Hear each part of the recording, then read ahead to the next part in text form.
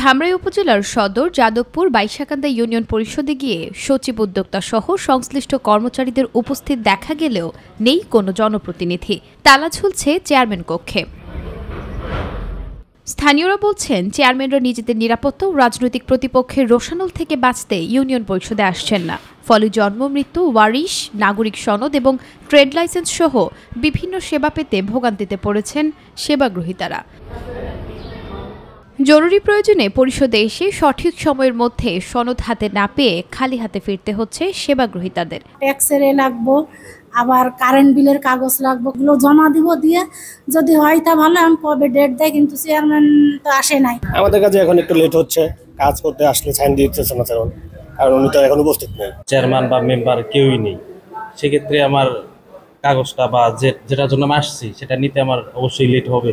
তবে ব্যতিক্রম সুতিপাড়া ইউনিয়ন পরিষদ। আগের মতোই চলছে সব ধরনের সেবা কার্যক্রম।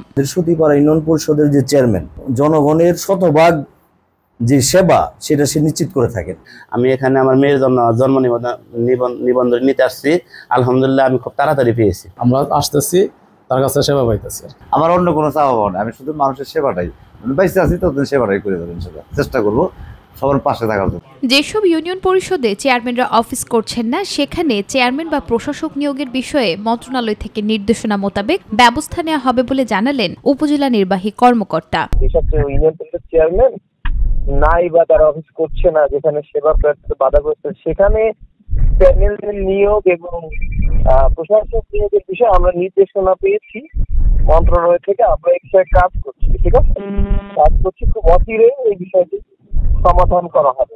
নুসরাত শারমিন, মাই টিভি নিউজ।